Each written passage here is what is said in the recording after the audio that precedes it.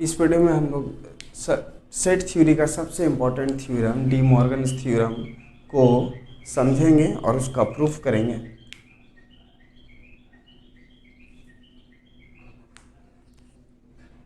तो D Morgan's theorem set theory में क्या होता है कि ए यूनियन बी का जब होल कॉम्प्लीमेंट निकाला जाएगा तो A complement intersection B complement आएगा, और जब ए इंटरसेक्शन बी का होल कॉम्प्लीमेंट निकाला जाएगा तो A complement union B complement आएगा।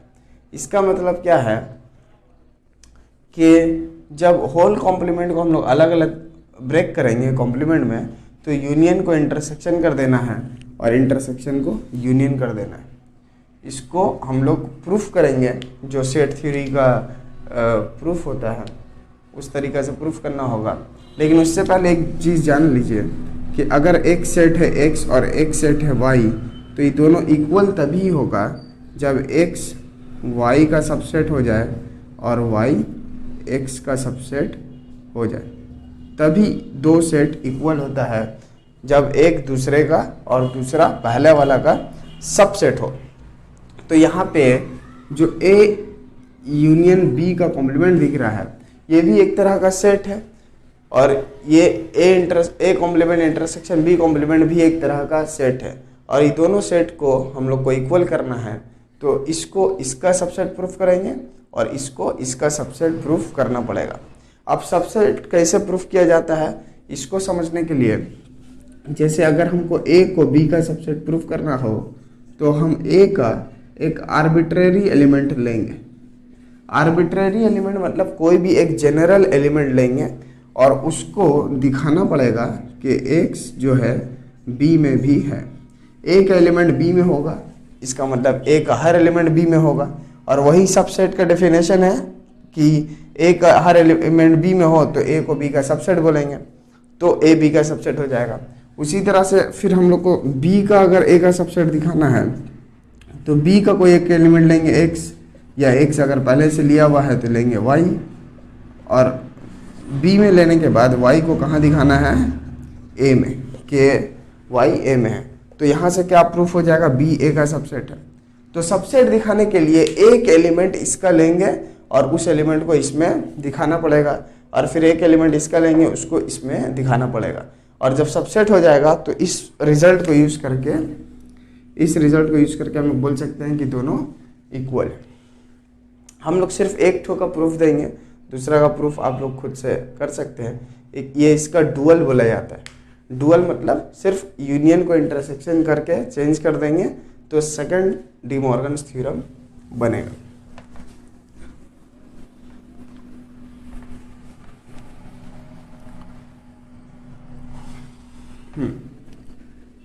तो इसका प्रूफ हम लोग करेंगे, तो हम लोग को क्या करना है, LHS में जो है वहाँ से एक एलिमेंट लेना है। यहाँ पे लिखेंगे let x belongs to A union B complement.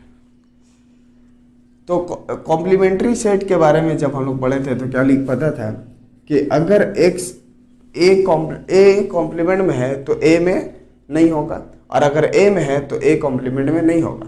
तो यहाँ पे क्या लिखा है, A यूनियन B का कॉम्प्लीमेंट में है, तो हम लोग बोल सकते हैं कि x जो है नहीं है किसमें, A यूनियन B में।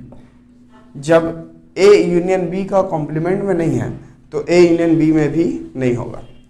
और एक चीज़, यूनियन मतलब क्या होता है, A और B सब का एलिमेंट को ज्वाइन करके लिखा जाता है। तो अगर जब x दोनों का ज्वाइन में नहीं है तो ना तो वो A में होगा ना ही B में होगा। इसलिए हम लोग लिख सकते हैं कि x does not belongs to A, और यहाँ लिखेंगे and x does not belongs to B। यहाँ पे कभी हम लोग एंड लिखेंगे और कभी और लिखेंगे, इसका बहुत इम्पोर्टेंस है। आपको सीखना पड़ेगा कि कब एंड लिखा जाता है और कब और लिखा जाता है। जब एंड का रिजल्ट आएगा तो हम लोग इंटरसेक्शन देंगे, जब और का रिजल्ट आएगा तो यूनियन देंगे। लेकिन लॉजिकली समझना पड़ेगा कि कब एंड देना है कब और देना है। यहाँ पे क्या लिखा है कि x A यूनियन B में नहीं है, इसका मतलब x A में भी नहीं है और B में भी नहीं है, इसका मतलब एंड का यूज होगा।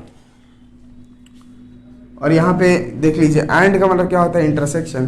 तो x जब a में भी नहीं है b में भी नहीं है तो हम लोग बोल सकते हैं कि x जो है a कॉम्प्लीमेंट में ज़रूर होगा।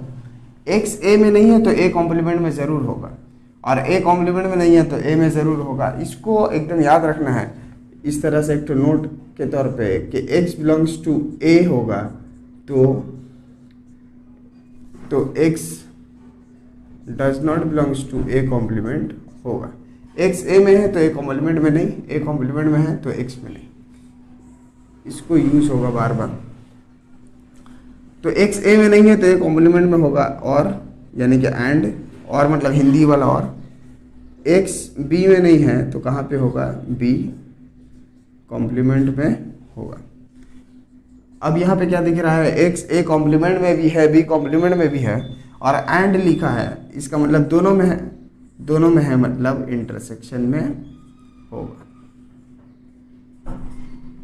इंटरसेक्शन में होगा। और यहाँ से अब क्या दिख रहा है कि इसका एक एलिमेंट इसमें आ गया तो ये इसका क्या हो गया, सबसेट। लिखेंगे therefore A union B complement subset है किसका, A complement intersection B complement का।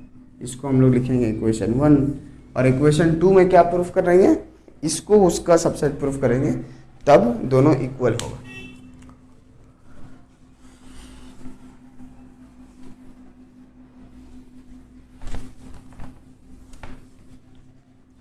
लिखना है लेट x, तो हम लोग पहले ही ले चुके हैं इसलिए अब कोई और एलिमेंट लेंगे। वैसे x लेने में भी कोई दिक्कत नहीं है, हम लोग x भी ले सकते हैं, लेकिन यहाँ पे दूसरा सिंबल लेना अच्छा होगा। Let y belongs to right hand side, right hand side मतलब a complement intersection b complement. तो यहाँ पे क्या दिख रहा कि y जो है a कॉम्प्लीमेंट और b कॉम्प्लीमेंट का इंटरसेक्शन में है, और इंटरसेक्शन मतलब क्या होता है, दोनों में है। तो हम लोग लिखेंगे y belongs to a complement and, जब दोनों में है तो एंड लिखेंगे, y belongs to b complement. यहाँ पे हम लोग लिख सकते हैं कि y does not belongs to a, क्योंकि जब y a कॉम्प्लीमेंट में है तो a में नहीं होगा। एक ई तो एकदम साफ है, उल्टा होता है। और यहाँ पे लिखेंगे and y does not belongs to b, क्योंकि b कॉम्प्लीमेंट में है तो b में नहीं होगा। अब y एक ऐसा एलिमेंट है जो a में भी नहीं है b में भी नहीं है, तो y a यूनियन b में होगा या नहीं होगा। इसको अगर हम लोग सोचेंगे तो y जब a में भी नहीं है b में भी नहीं है तो a यूनियन b में भी नहीं होगा। क्यों नहीं होगा, क्योंकि हम लोग जब a यूनियन b लिखते हैं तो एलिमेंट कहाँ से लिखते हैं, a से और b से, और y a में भी नहीं है b में भी नहीं है तो y इसमें आने का कोई चांस नहीं है, इसलिए y does not belongs to a union b होगा। अब y जो है इसमें नहीं है, इसका मतलब इसका कॉम्प्लीमेंट में होगा, तो लिखेंगे y belongs to a union b का होल कॉम्प्लीमेंट। तो यहाँ से अब क्या दिख रहा कि इसका एक एलिमेंट लेके चले और यहाँ पे आ गया तो ये इसका सबसेट हो गया। तो क्या लिखना पड़ेगा, therefore a complement intersection b complement subset है किसका, a यूनियन b कॉम्प्लीमेंट का। इसको देंगे हम लोग इक्वेशन 2, और इक्वेशन 1 पहले से आया हुआ था तो दिख रहा है कि फर्स्ट सेकंड का सबसेट है और सेकंड फर्स्ट का सबसेट है, इसलिए ये दोनों इक्वल हो जाएगा। हम लोग को लिखना पड़ेगा फ्रॉम 1 and 2